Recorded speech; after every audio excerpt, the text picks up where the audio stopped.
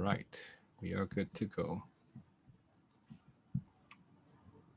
Hi, good evening, and welcome to our weekly Wednesday webinar. I'm Daylon. I'm your host over here. I'm the founder and design educator at CuriousCore. And what we do is to help mid-career professionals transition into UX design. When COVID hit, it struck me that how many design events were canceled in person. And I realized there needs to be a community where we can learn and actually share our knowledge and experiences with each other. And I started sometime in May to interview design practitioners in Asia Pacific every week. So we've been doing that. And since May itself, and Sam is a good friend of our guest last week, Norman from Grab, and really glad to have him. So I'll introduce him in a bit. So Sam, as you know, is ex-Samsung, and he has been a design leader at Samsung previously. And at the same time, he has done a lot of work for different companies like Li Fung and on the challenges of scaling creativity, innovation, adaptable thinking across organizations undergoing complex change. And before we ran this webinar, we had a discussion about what is the value of design and how do we push design beyond what it already is in Asia Pacific.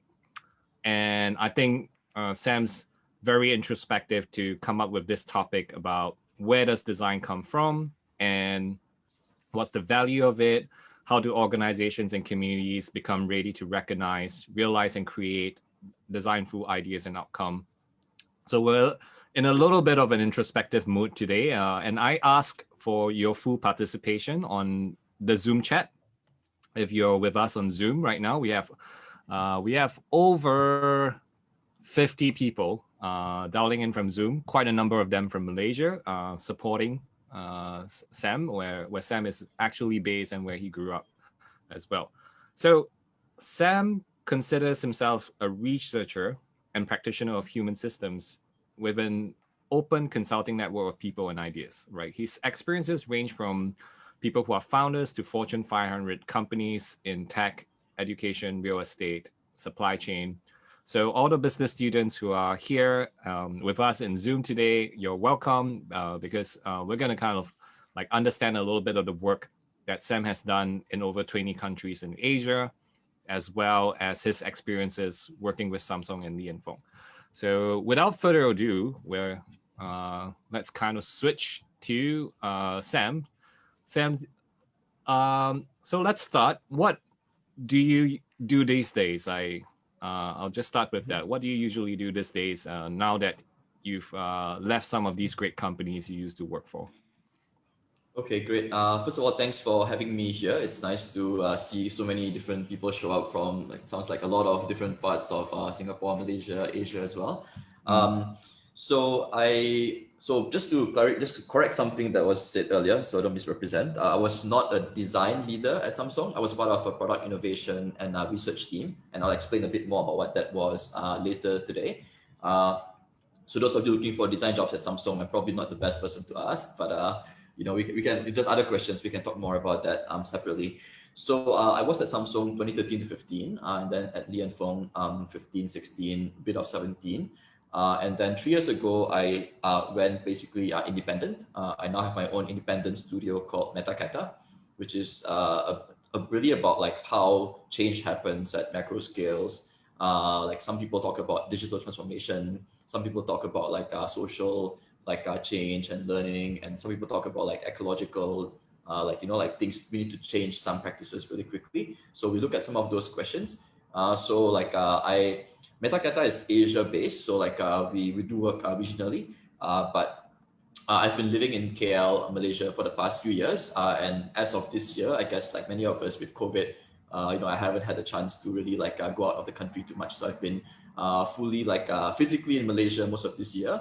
But of course, it's also the year where everything like CuriousCore is going online. So, there's always different kinds of conferences and communities. And I think one of the really interesting opportunities in this year has just been the chance for geography to become less of a direct factor. I think the chance for many of my colleagues and friends who were based in certain countries and maybe couldn't travel as much, I now have access to a lot of conversations and conferences online through things like CuriousCore that didn't exist before. So I think that's been a wonderful thing to see, and glad to be part of the conversation.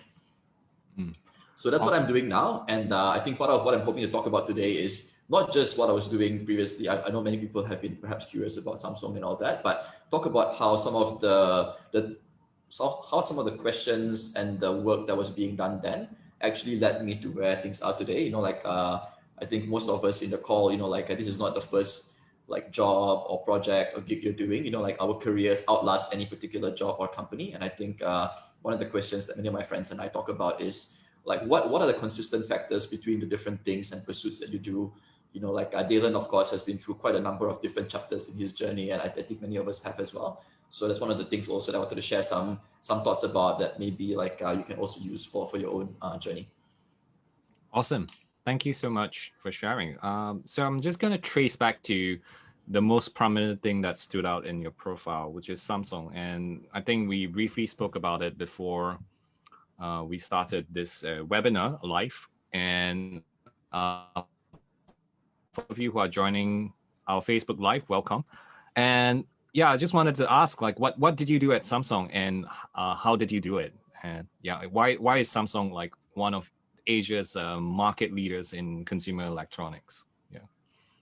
Okay, so I think for the full story of how Samsung became successful, that's more than beyond the scope of this call. But I'm happy to share some resources and links for that. But so I joined Samsung in 2013, and I think the timing is important because that was around the time when Samsung went I think in many ways became one of the biggest companies in tech. I think that's the year in which it became the number one in categories like mobile and TV and all of those things.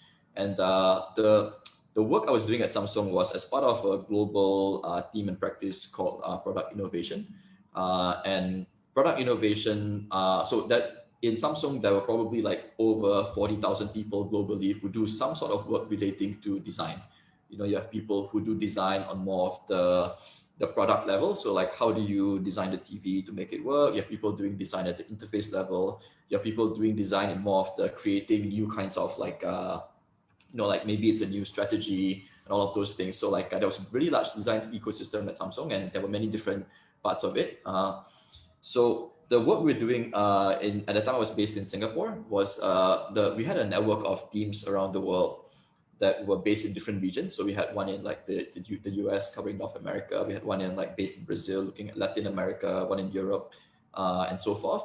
And in Singapore, we were covering Southeast Asia. And the roles that we were doing was, how do you create new ideas and concepts for products? And this is part of the journey that Samsung found itself on as well, is that, as in a fast-moving industry like technology, a lot of times many companies grow because there's always a competition for best practices. Someone launches this feature, suddenly it becomes the market norm, everybody has to have it. And if you can execute really quickly and and what some people call follow fast, obviously you do it in a way that makes sense for your context, then you can really be competitive. But that only can work so far, because once you become number one, then the capabilities that get you to number one will not be so effective for keeping you at number one.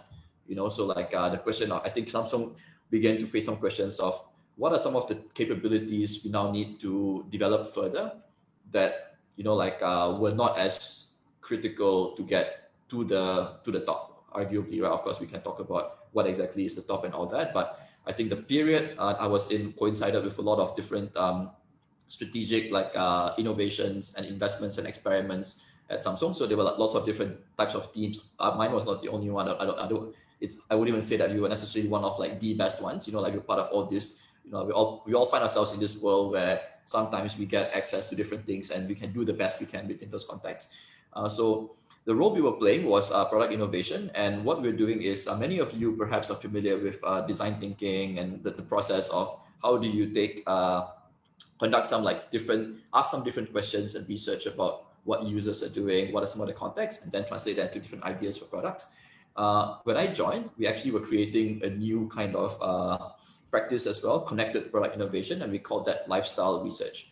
Now, what is lifestyle research? So when we think about design thinking and like coming out with ideas for new features, so let's say you're trying to create a new TV, if you are a TV engineer who's been doing TV for many years, one of the first things that you think about is we really need to get more pixels. We go from HD to 4K. We increase the contrast ratio. Your TV is brighter, louder, clearer, right? But so that's kind of like you can think of as like engineering driven innovation. You improve the performance and all those things. However, there's also like what you might think of as more like a user driven innovation. And that could be maybe the TV doesn't have any more pixels, but the TV performs in certain ways that, address different kinds of challenges for the user, right? So you might find out, for example, that for example, one of the products that hit the market was this washing machine that actually it's on the market now, like that has a socket where you can open it. So if you forget to put in a sock, you can put it in, right? So it's not that the washing machine is like 10 times more effective at washing necessarily, but it addresses a very clear user scenario or pain point that happens. And so some of the work we were doing was trying to create the infrastructure and the knowledge base and the community and the conversations that would actually make more of these innovations possible and happen. And part of the challenge we had to do this, and I guess what we wanted to talk about today in this was that this really brought us to the question, where does design come from, right? Because in the traditional design studio, your client comes to you with the problem. It says like, okay, we are trying to create a product for this or a campaign for this, and then you solve the problem for them. So what you're really selling to your customers is the solution, right? The kind of team we had, the kind of scale that Samsung has, 50,000 designers around the world, there's not a way that we could really do that for every possible problem, right? It was just the scale was too big. So the kind of role we had to look at was, especially as the lifestyle research practice, was not just giving you the design, but we had to ask like, what would help the company actually create more and better designs that are more conscious of these things, right? So it's almost like if design, where does design come from, right? If it's let's say you have a genius designer brain, what goes inside the designer brain before a solution comes out, and how do you increase the quality of that flow? So this got us to questions around like is it about how do you present the data better? How do you make it more immersive? You can go and, for example, tell like you can tell like the design team in Europe that all Asians eat rice. You can put it in a report and you can do some pretty pictures and all those things, but that may not be the same as actually understanding what does it mean to eat rice? What does it mean for the nature of the kind of meals, your relationship to food? Is eating more of a shared experience? Like what is the role of spice and hospitality and all those things? And how do you create the ways that these things can be absorbed? A lot of people say that doing design is really about appreciating context, but context is not something that you can just dump into a report and expect 100% absorption rate. There are a lot of different aspects to that. So this was some of the questions that we had to look at. And so we really found ourselves addressing the question of where design comes from. Daylon, do you want to talk about how this transitions to the chapter at Fung as well, or do you want to focus on Samsung for now? I think let's focus on Samsung. And I think one of the things we spoke about is, yes, what I hear you say is like Samsung has a lot of designers and a lot of innovation is happening. Do you think that's a correlation because they have so many designers that therefore they're known to be innovative, or do you think it's because of a process that they have that's why they are so successful? Right. Well, I think there's so many different factors to their success. If I had a perfect answer for this, I'd probably be richer than I currently am. Maybe I'd be doing a different company as well. But I think all of these play a part. It's I think compared to many other competitors, they were definitely one of the biggest investors in practices like design. But even what is design, right? There's we had probably dozens of different types of teams doing something relating to design. We had teams that were coming more from a UX type background. You had teams that were more from an industrial type background. You had teams that were much more content based. And of course, at the scale of a company like Samsung, at different periods, there'll be different kinds of acquisitions, and they will play different roles, right? And I think this is part of the broader trend that we've all found ourselves living in over the past 10, 15 years is, how design has expanded and evolved. I think if you've gone back maybe to like 1995 or so, right? Most designers you speak to, maybe like they'll say like, oh, I'm a graphic designer or I'm an industrial designer, right? And then sometime around between maybe the 2000s, you started to hear odd terms like interface designer, interaction design and stuff come up. And then of course, since 2010 to 2020, there's been a lot of talk about UI, and now UX is kind of such a, it's become a thing, right? I think how many of the people doing UX for more than 10 years started off in UX, right? Probably the term didn't really exist. Sure. And I think as so much of our lives have become digital, and especially things like how the iPhone made smartphone apps are so much part of our lives, the types of problems that companies have needed to solve and have therefore needed designers for have emerged. And then I think the practice of design has been catching up with those things as well. Right. And I think one of the patterns we're seeing is also because of that pace of change, not all of us had the chance to go to school 5 years ago to learn about UX, right? Some of us are older than that. And so I think what we're seeing with companies like General Assembly or Hyper Island or all these today Coursera, Udacity is also if the pace of change is fast, then how does learning become a lot more lifelong and renewable, and then a lot of the learning also happens to be community driven.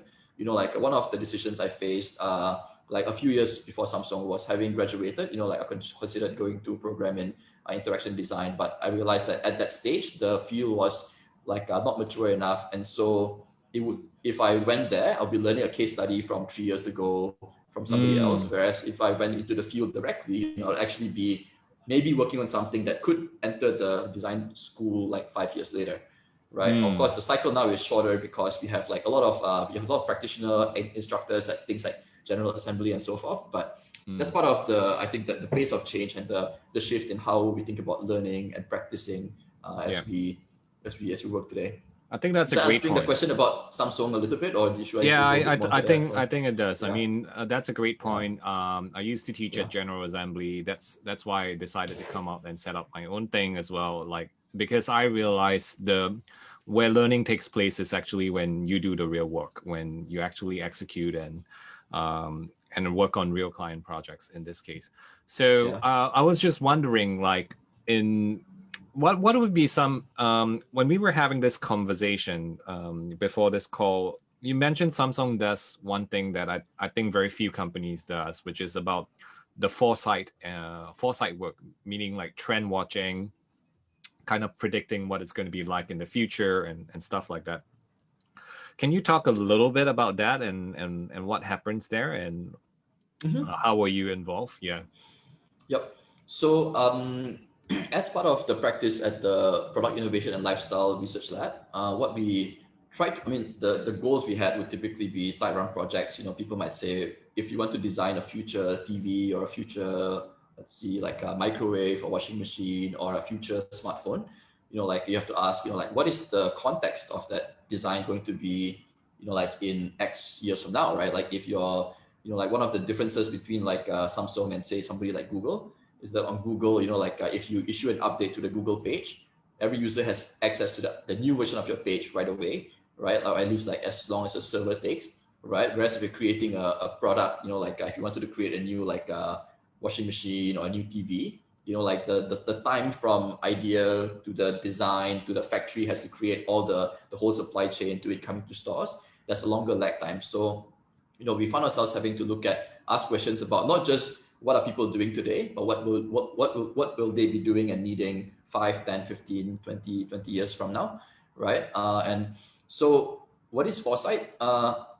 So foresight is the practice of foresight involves really trying to not necessarily predict, but to ask, how will some trends shape a future possibility or reality? A lot of foresight work, Daylon has noted that not a lot of companies do this extensively, at least in Asia. I can't speak too much to every single company because I have my own limited experiences. But what I do know is that the practice of foresight, also sometimes known as futures studies, which is related, not completely overlapping, but similar field. A lot of that historically has been really the realm of governments and military planning, because you want to be able to like think about like Singapore, of course, has it's quite famous for some of the long-term investments they have made in things like water infrastructure and things like that, right? But so a lot of work happens at the government foresight level, trying to predict what might happen a certain amount of time from now, so you can make long-term investments. And over time, so like companies have been doing this in various ways. There's strategic planners and other people who there's a lot of modeling that sometimes goes on for these things. The kind of work we were doing was less about the government foresight, like a huge number crunching type work. I think what we were doing is more in the realm of like, how will people's lifestyles be different, right? We would call it the lifestyle research lab.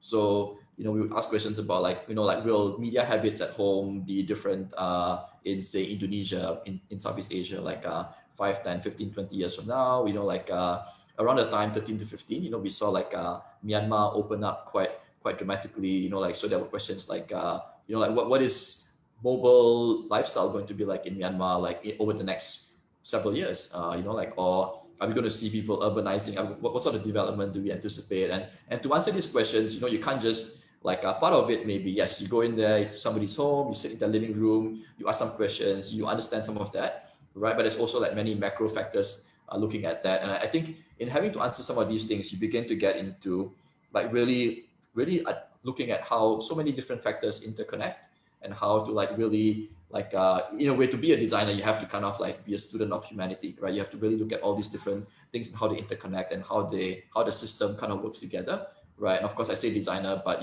if you are a founder creating a product, you also are in a way a designer. You're making decisions and setting priorities that will shape what gets built and what gets delivered, right? So in some ways, in the age of the digital, in some ways we are all designers who have to make decisions consciously whether or not it's our job title.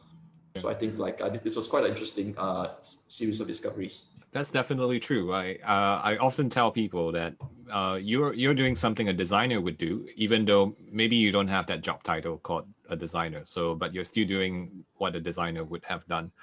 And I was just wondering, Samsung does foresight work, does trend watching, and you kind of describe the importance of it, right? Because it's about looking into the future, trying to understand, how we can think about the future and cater to the needs of customers in the future. Do you think there's a possibility that a smaller company like an SME can do some foresight work? How can they go about doing that? Right. So do you have to be as big as Samsung to seriously consider some of these practices? Is that a good paraphrase for the question? Or? Yeah, you can say that. Yes. Yeah. So just first of all, it's there's many different ways that foresight manifests. So short answer is yes, it can be done at all scales, even on a scale of one person, right? If you ask what is a founder to start something, right? It's impossible to start something without having some foresight idea of a future.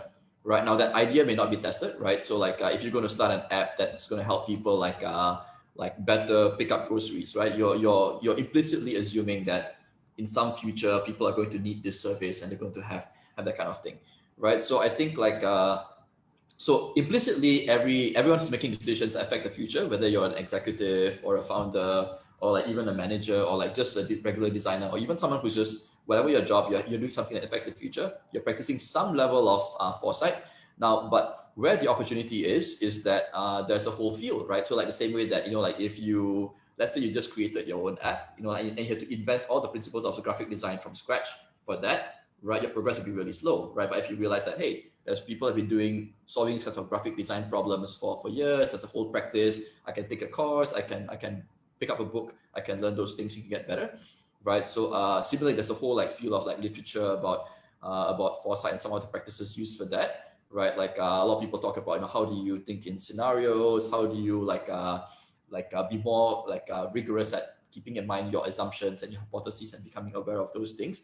These are all practices that even at a personal level, I think have really been useful in how do you think and plan, right? I mean, people now, everyone is probably a bit sick of the phrase, the new normal, the newer normal, the never normal. I don't know what the new theme is, right? But I think at a very basic human level, foresight is, being able to look at some of these questions and challenges and think in a way that actually you feel a bit grounded, right? You feel like okay, I can weigh the different scenarios together. I don't necessarily predict exactly which one is going to happen, but I can begin to imagine in a way, and if I can imagine how, like, okay, maybe like like, that's, I don't know, like I talk about elections, like I'm sure like companies that are doing foresight, or countries that are doing foresight, will say, what is the scenario if if Joe Biden wins smoothly, like what if like Donald Trump wins instead? Like obviously now it's like the vote count seems to be crystallizing, but that's a political like discussion,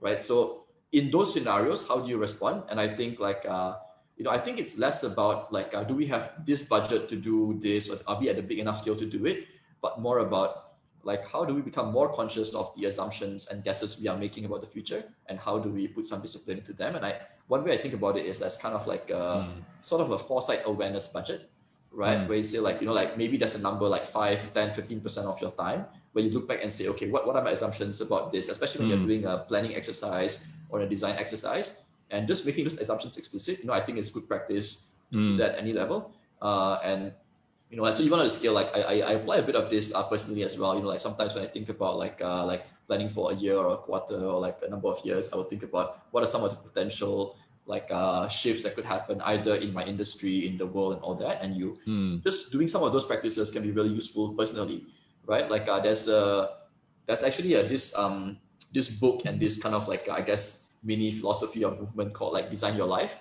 right? There's actually a site on this, and like I can put up a link later, and Daylon can share this with you. But one of the things they do is actually say like you create like different timelines of your life, right? Like this like timeline A, timeline B, timeline C. Timeline A is kind of like maybe like best case. Timeline B is like absolute worst case, if like like what is the minimum I would need to like still survive or be happy or whatever. And timeline C is maybe like a realistic case, right? Even just thinking in those ways allows you to function in a much more like you're more prepared for different kinds of scenarios, which for me is the essence of like foresight thinking and foresight practice, is that it allows you to be open to a range of different possibilities, and like in a way it makes you a bit less prone to like crazy surprises, because it's cheaper to encounter a surprise in your imagination than in reality usually. So that's a good point. Is it the Designing Your Life? Is it the book you talked about? There's a book by Dave something. I can search for it. I just I think it's probably that one. I found a link. Yeah, it's Dave Evans and Bill Burnett. Yeah, that's wonderful.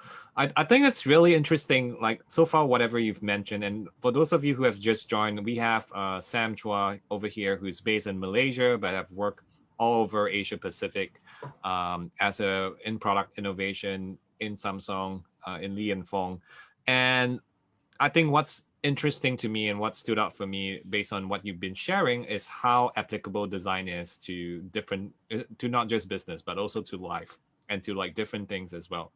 And you were talking earlier about the kind of questions that we should be asking about ourselves, like if I'm not a designer, or if I'm not a design thinker, what kind of questions should I start with to kickstart this process? Like what are some of your favorite questions, or what would you recommend to kickstart the process of foresight or the future or things like that? Yeah, sure. Yeah, let's start with that.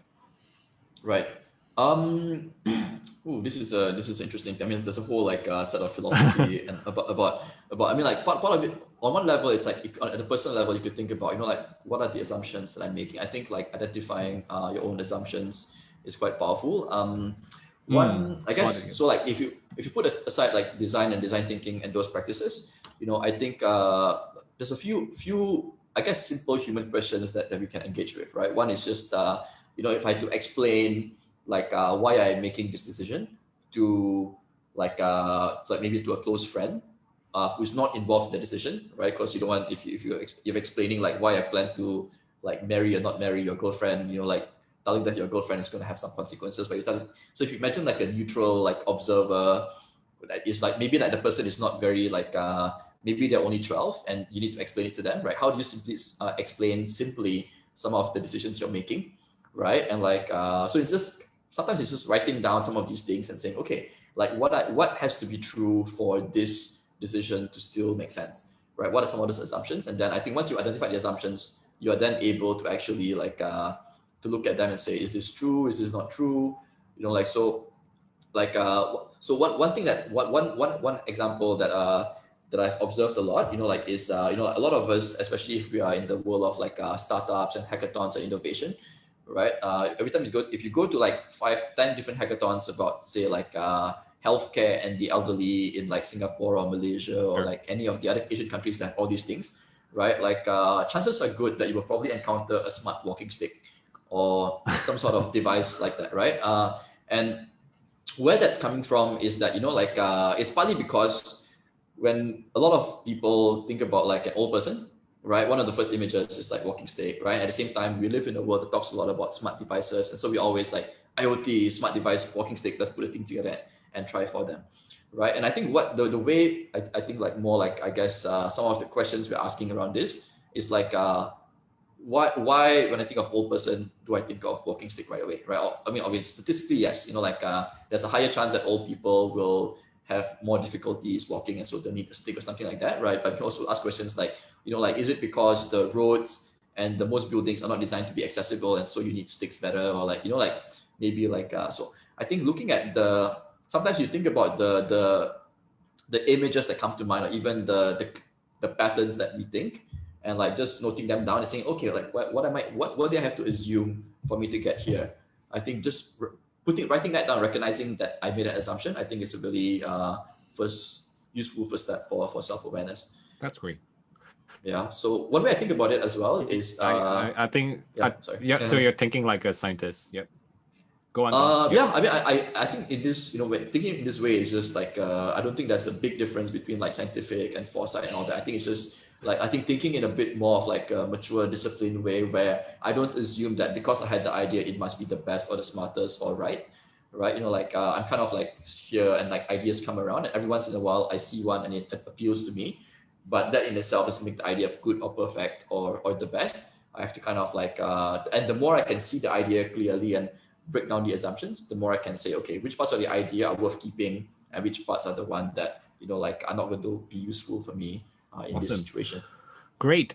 So for those of you who are dialing in on Facebook, we got over like 10 people live on Facebook right now. We got over 60 people on Zoom right now. Thank you all for joining. This is Sam Chua. He's based in Malaysia, and he's just spoken about the innovation process or the questions that he used to think about foresight and the future.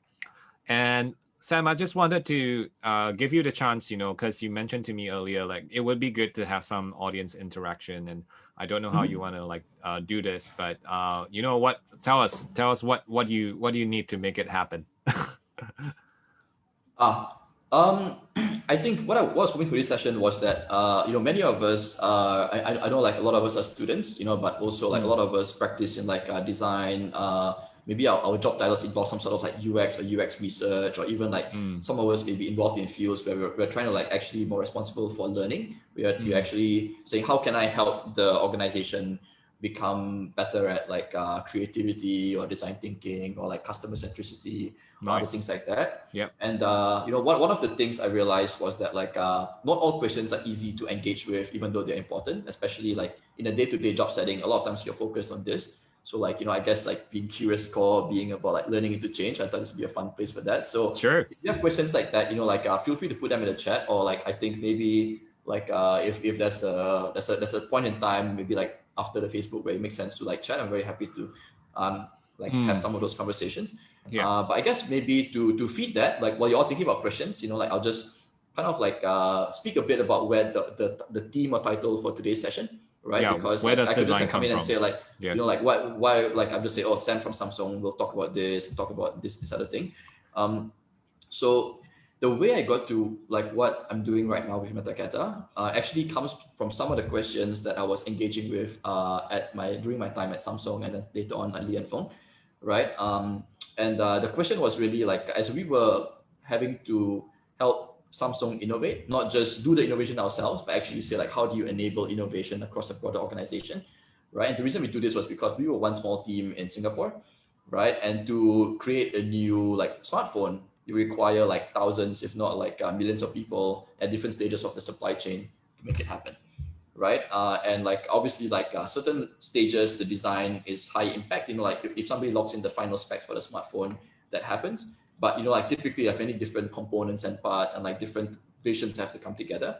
And so the challenge we began to do with was how do people begin to think differently about design. And like so the question we began to ask was like where does design come from? And we found that actually if you think about like music, for example, like if you have a close family member or friend, you will find that often at times when they are not singing consciously, they will sing the same tune or hum the same tune. If you're jamming with a person, they'll often have the same thing. Like if you have a close friend or a family member, a lot of times they'll make the same jokes again and again, right? And it's because we have our little kind of like our toolkit of parts that we always use, right? Whether it's words we use a lot, or phrases, or music, or ideas. And I think the same applies for design, right? So we have a working memory for things that we remember and always keep in mind.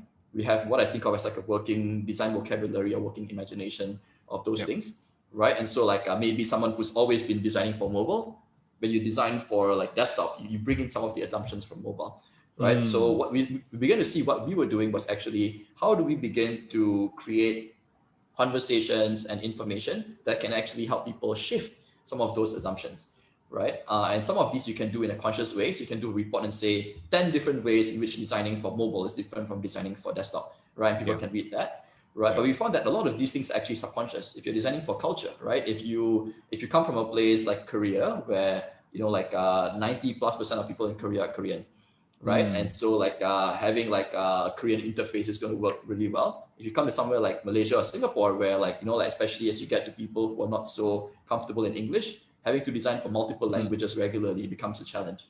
Agreed. It's one thing to learn about that at a head level, but to internalize and experience that is different. So one of the challenges we began to look at was how do you design like engagements and workshops and sessions where, so it's not just having the insight, it's the process of like encountering and internalizing the insight, whether it's through a workshop or an immersion trip or a journey, has to also, if you're thoughtful about that, you can increase the rate in which the recipients become better designers or decision makers. And as part of the question we look at scale. So like this is kind of in some ways the core question I look at Metakata now, which is if as companies, as communities, we have to learn new capabilities. Well, we have to think about, like water is not free, it's precious, right? Like nature is not free, it's precious. Like how do these assumptions, how do we need to think and behave differently because of these assumptions? And how do we unlearn decades of social conditioning to begin engaging with some of those things, right? And one of the last point I'm going to like end on before we speak is just one of the questions we looked at to do that was really like, if you think about, if you ask somebody what were their most powerful learning experiences that shaped them as a person or as a practitioner, right? Like a lot of the times the answer is not like my school or this one book. A lot of the times it's actually like it's because of travel, or it's because of art, or it's because of a story, or like a story they were told by their grandma growing up, that they just, or a story that everybody around them was hearing growing up, right? Or maybe it was like a really close mentor, or like maybe it was through a game, right? Sometimes the games we play growing up, if you play a lot of Monopoly growing up as a kid, right? You sometimes tend to think of real estate is all about being the biggest, like domineering, own everything you can, right? Whereas the irony is that Monopoly was actually designed to teach you that like if you're a bad landlord, then like people suffer, right? But I think the message has gotten lost in that thing. But I think back to the point is just that like if I think the hypothesis that Metakata has now is that the only way to change assumptions and thinking at a deeper level is to use the same methods that encode it in the first place, which is to say, if you want to change the stories people tell themselves about economic growth or about like what sort of design I should be doing, you have to go back to like how did they learn those in the first place and try to engage with some of that.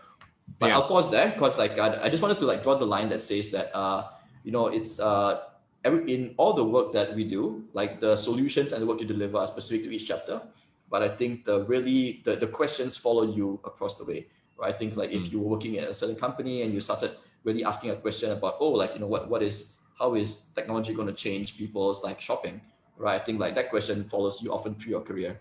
So like I think that's one of the questions that's really helped me through my journey so far. And of course, it's hopefully a lot more to go. Thanks for sharing, Sam. So what I'm gathering so far, and just to help the audience summarize as well, like it's kind of related to this quote I hear very often. The quality of the questions you ask determine the quality of the output or the quality of your life in general. So it sounds like by asking the right questions, by actually testing your assumptions, you're able to effectively challenge some of these old patterns and actually maybe even make wiser and better decisions in the process and mitigate some of the risks. The other thing that I'm hearing is because you're talking about things on a systemic level, and you're talking about how the stories of our lives are generally weaved together, right? So, for example, in say a capitalistic system, right, we're taught to perhaps play the role in a certain way, right? To be a good worker, to earn a lot of money, and to get rich, and to get your 5Cs, and then like after that, like retire with as much wealth as you can. And that's the overall narrative. And I think what I hear you say is like, can we perhaps challenge that narrative, right? Like, can we perhaps use design or use questions to kind of prod a little bit into that, and see if we can actually shift that. Am I kind of like getting into the essence of what you're saying with the examples I shared? Yeah. Yep. I Awesome. think very much so. And I think part of it is like, I don't think of it as challenge in the, like this is less about a punk kind of like take down the system kind of question. But I think it's, I think it's at some point, if you look closely at a lot of the assumptions that we have, right? Like you have to ask, like, does this still work based on all the things that we know now to be true, right? Like like the recipe for like many of our parents' generation, which was like you can afford to own a house because like at that point it was much more affordable, and owning a home was a key to security, right? How much of that holds true in like in Asia today, where like many of the Asian mega cities like places like Singapore, Hong Kong, even Jakarta are like now becoming some of the most expensive places to live and to own, and those things, right? So the recipe for like what we think of as success or valuable, I think is something that I think it's important to like ask questions about. Like I don't like to like make challenging or like sticking it up as the main thing, right? But like I think honest asking is important. As you're saying that, I kind of thought of an example, which I'll kind of post back to the audience, right? How many of you have grew up in the generation where your parents told you have to be a doctor, engineer, lawyer, or accountant? Like, just kind of put a reaction like thumbs up in chat or something. How many of you grew up in that generation where your parents said, go be a doctor, lawyer, engineer, or accountant? Well, someone, Husina says, yes, me. And Raymond says, parents told me to be a businessman. Wow, very, very progressive parents. Anyone? Okay, we got a few thumbs up. We got a few people who have a thumbs up over here. Yeah, so it's kind of like the narrative over there. And is that narrative still true? Are these professions are they still as prestigious as they are called to be, right? Yeah, so a lot of people are relating to it. I think this is a great segue to a question that has that was asked earlier. Dr. Idaya was asking, why do you change from working to a 9-to-5 environment into building a company of your own? Is there any specific moments you can share, Sam? Okay. I think the short answer is that I think over the different chapters of your career, you discover like the different what works well for certain kinds of outcomes. Like I don't necessarily rule out like working inside a corporation. In fact, for some of the projects I do, like for that period of the project, I'm essentially like embedded within that company or team to achieve something, right? But I think part of there's a number of different aspects to it. One of it is like lifestyle. Like a lot of people say like, and some of this is a bit fuzzy now because like in the age of like people like flexible working, you can work from anywhere. Like the nature of office versus independent is a bit different today. So one of it is like lifestyle. Like some people work better when they have a specific rhythm or team and structure and a boss and all of those things. Other people don't as much. The other thing is just kind of I think like autonomy, independence, and flexibility. one of the things I came to realize at Samsung was that for many of the projects we wanted to do, because they were new and untested, like if you want to do like let's say if you want to install like plumbing in your house, everybody has plumbing. It's quite a mature thing. You can go for the standard company that will work. If you're trying to design a new kind of system, right? Like the standard best practice plumber may not be the best person to go to. You actually have to kind of like almost create a new kind of team to do that, right? And I found myself in the course of my work at Samsung and other places that a lot of the questions we had to ask for our work actually involved having to create new kinds of teams and new kinds of capabilities, right? And so, like in some ways, I have to kind of like almost like customize the recipe and create the custom team from scratch, right? And I realized that like as the challenges facing businesses and organizations began to evolve, that creating these things was necessary, right? It was hard to do these things even as a standard consulting firm, because a standard consulting firm, your recipe of success is that you have your breakthrough hit book, right? You get known for like this graph or this diagram, maybe your blue ocean or something like that, and you get famous for that thing. Everybody wants your hit single, and then like you end up hiring like hundreds of people to perform your hit single for companies everywhere, right? But the problem is that like that only works if your blue ocean works for everything, right? And I think fortunately for them, in many cases it has been useful, right? But like to like a lot of the problems that that we look at least like in the work that I've done and continue to do, is actually problems that are a bit more novel. And so you can't just take a off the shelf recipe and apply it. You have to actually almost create your master chef team to do that, right? And so one of the big reasons I went independent was actually to become that kind of company that could do some of those things, right? So like the reason we say we're an open consulting network of people and ideas is that so that if customer X is trying to do project Y that requires special skills A, B, C, D, E, it's going to take them, like probably like 6 to 24 months to hire all of these people full time and do that. And sometimes the first stage of the project is only 3 months. So it takes you 1.5 years to do a project for 3 months, and then you find it doesn't work, right? Like there are companies a bit like what I'm trying to create now, which is actually saying, hey, you come to a company like this, we can pop up the team within a number of weeks or months. We will do the first stage, and if that works, then maybe phase 2, some of the team gets hired internally, you become the team. So this is kind of an evolution in how, like as an ecosystem, we begin to solve problems, right? I think one of the parallels here is also, as we saw, like if you look at design and like tech and innovation over the past 10, 15 years, there's been an evolution where, like initially you had like the agency was the ultimate model, right? You had early like what was then called like interaction design agencies like Adaptive Path were kind of like becoming the real gurus in the field, writing all the books, right? At some point, a lot of the companies say, okay, now we need to actually hire in-house, right? So like you see like people like Adaptive Path getting acquired into Capital One. You saw like even McKinsey was buying design companies. IBM became for a while the largest design company in the world because they bought all these designers. And so I think there's a natural kind of like macro shift in how like talent and organizations and problems kind of connect and evolve, right? And so I think part of becoming independent was not to just work by myself, because almost every project I do is not by myself, but it's about creating different kinds of ways in which people can come out in the right kinds of themes and configurations to solve problems in a way that's appropriate to the problem. And I think that increasing flexibility to address the changing needs that we encounter is going to be something that's going to be really fun to observe as it continues to evolve, right? Yeah. So I think the kinds of like, if you take 10 people who graduate from like a UX class today versus 5-10 years ago, I think the types of jobs, whether it's agency side, client side, and all that, the percentage will also change over time because there's a natural shift in there. I hope this answers your question a little bit. I think it does, and what I hear you say, it also sounds a lot more fun. That you're able to choose your clients and you're able to do the kind of projects that interest you, and that you're able to do it a lot more quickly, maybe even skipping over some red tape and bureaucracy in the process. So there was another question that was asking, in terms of future mapping, how much of it should be based on intuition, since there's no data to support such a projection, right? We're effectively looking into the crystal ball. Yeah. Yep.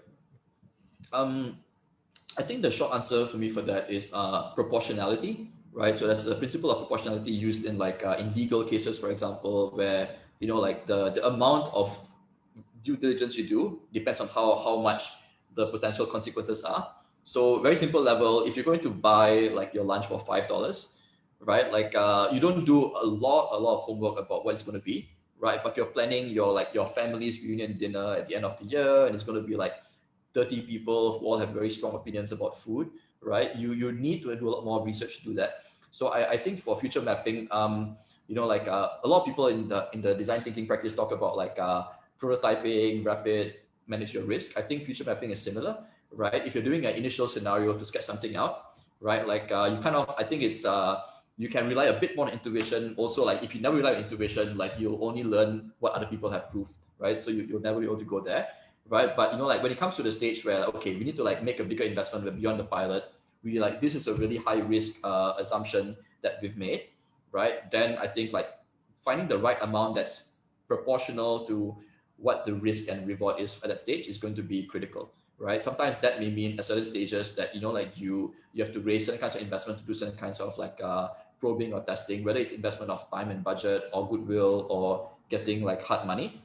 Sometimes it won't matter so much. So I think it's stages. Like so if you're thinking about if you're doing a startup or something like that, like certain questions you can test in a light cheap way early. But if you're going to like then say like we're going to raise $1 million for this, like your investors, what worked for you to do the pilot may not work for you to convince the investor later on. Not just because they're an investor, but because the stakes are different. And I think the level of like proof versus intuition, I think should be proportional to that. Yeah, that sounds like a great thing to bear in mind: proportionality and how much how much intuition you should use. And we got another question from Justin. I think Justin has a long question, so I'm going to summarize it for him. You mentioned earlier product innovation as well as user-driven innovation techniques are relevant in today's market. So I guess his question is related to skill. How can I stay beneficial to a larger target audience when I'm being considered for a user experience research role, right? Okay. So it's probably a I'm going skills to assume, question. and Justin, you can correct me if I'm reading it wrong, but like I'm reading this as like if I'm a practitioner, maybe like an early stage practitioner trying to like whether it's like so my larger audience maybe like how can I ensure that I'm relevant to like many different companies or teams going forward. I would highlight two things that I think I personally found to be useful. One is follow people that you feel like you can really learn a lot with. Whether it's like maybe it could be somebody like like you had maybe that was like a classmate in your UX class, for example, that you really get along with, or like maybe a bit senior, where like the instructor himself or like one of the instructors, like guest instructors was actually really really cool. You feel like I could see myself learning a lot with this person, right? That's one really powerful thing to anchor towards. The second thing is also like kind of like what I think of as like access to learning or access to action, right? And like this is one of the arguments that some people make for like working with a startup is that if you work in a startup, like you get to learn how to do 20 different things in a company, not just one, right? Because your job scope is a lot more fluid, right? I think I think the earlier on like in a journey, like and this is not just how old I am in my career. I think like if I'm so like for example, it can apply to also how new I am to a field, right? If I'm going to study learn about like becoming a chef for the first time, right? Like at the earlier stage, I want to maximize for learning, right? So like assuming that I don't have problems like paying my rent right now, like it's actually better for me to like work with maybe a chef or somebody who is like I feel like oh we can get along, like I can discuss with this guy and like I will still be alive, right? And then at the same time, we can also like we're going to be cooking a lot of food for a lot of different situations on an intense basis. So like my pace of learning is really high, and I can optimize for that, right? And then later on, as I become more comfortable with that, then I optimize for different things.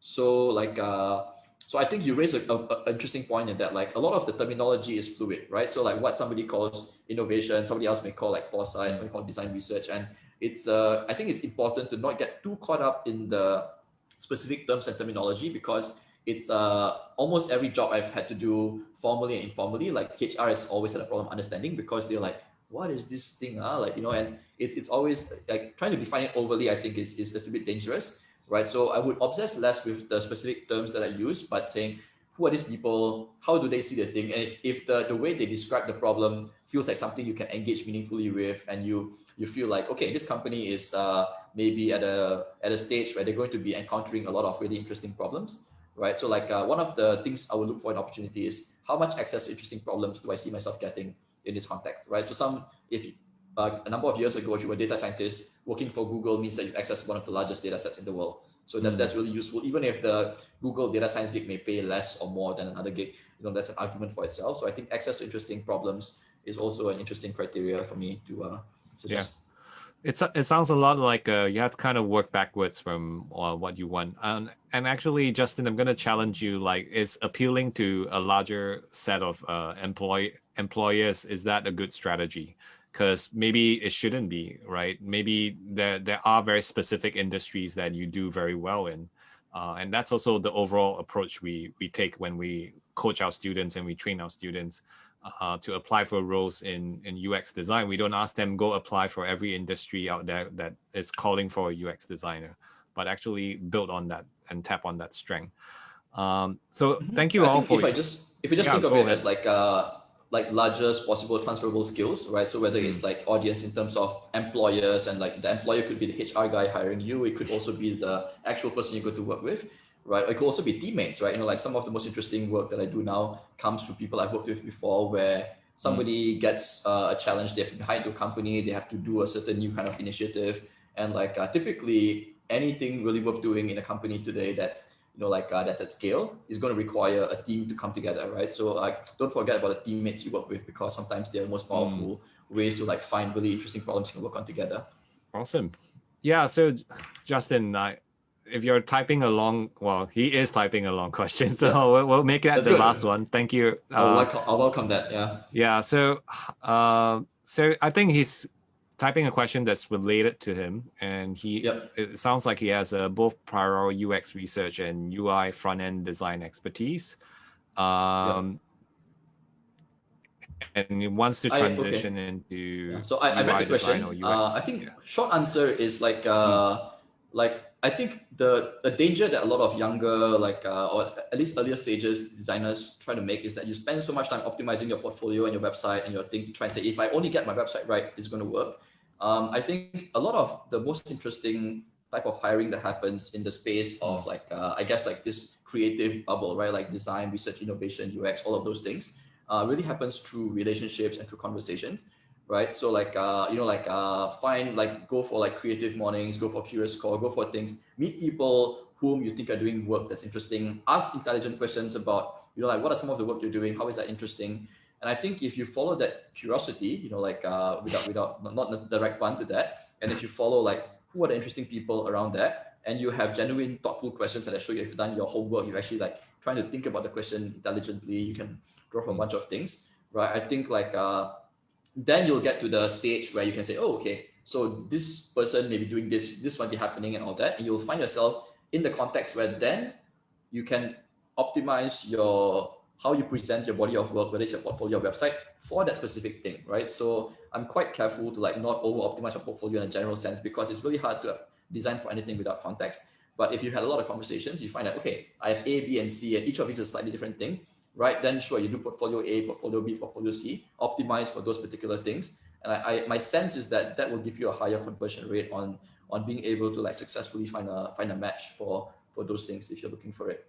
Yeah, I'll second that by saying it's about your strengths. It's building on your strengths, and to make the transition smoother, I'll say people really matters. I second what Sam said. A lot of our success, our students' success, actually comes from them reaching out to mentors, reaching out to people in the industry, talking to them. And I think it's beautiful and amazing that you're part of this community, because generally in the UX design industry, people are quite helpful and open to speaking to you and helping their juniors. We're all figuring this out. I think the exciting thing about being in a young and emerging and fast changing field is that everyone's a learner. And I think one thing to keep in mind is that every job description you read had to be written by somebody. And a lot of the time, sometimes it's an algorithmic HR bot that's just creating all those templates. But a lot of times for the most interesting positions, it was actually written by a human being trying to write something that will articulate what makes sense for people they want to work with, right? And I think if you think that way, it becomes when you read a job description, you're what does it seem like this person is going for? like, and the more you can think about like what is under the iceberg of what they've written, to like the assumptions and the ideas underneath it, I think the higher chance you have of really matching to those. This is partly to Justin, but I think also to all of us as we're trying to find a match, is because like language is only ever approximate, like all, I mean, we'll have like 20 different terms within the next 10 years for like some of the work we do, because the field continues to evolve, right? So I wouldn't get stuck in like one particular set of terminology or language and all that. Exactly. Right? I think if you follow the curiosity, follow the evolution, we'll always find better terms that better describe what we're doing at a stage in time. I think we follow that conversation, we're going to increase our chances of actually finding the chance to do cool shit with people that we want to work with. Yeah, what I also hear from that sharing is just being very, very conscious of not just our individual narrative, but what's also going around. And I think Sam mentioned earlier, it's also about the context that's happening around us, and that context is shifting. COVID shifted the context. Things that are going to happen in the world that's going to shift the context again. So yeah. And change is going to be constant in this case. So, well, Sam, thank you so much for joining us this evening. And for those of you who are on the Zoom chat and would like to stay around for 15 more minutes to engage with Sam, you're welcome to. If not, please leave and chat like your learnings or like your appreciation for our guest tonight who volunteered his time to come share his experiences. And just to share, next week we are also going to do this again. It's the same time. If you're here, we have a guest who is a senior consultant from Foolproof, which is a agency that's based in the UK and also in Singapore. He's going to share some of his work in Asia Pacific. I think it's going to be an interesting conversation. If you were an engineer and you want to become a UX designer, this particular guest of ours made that transition successfully. All right, so Samuel over here, if those of you who are on Facebook, you can reach out to him at samuelchua.com, and there's email address and all of that. And thank you so much for joining us tonight. Michelle, we will answer your question right after this. We stop the Facebook Live, but thank you so much. All right.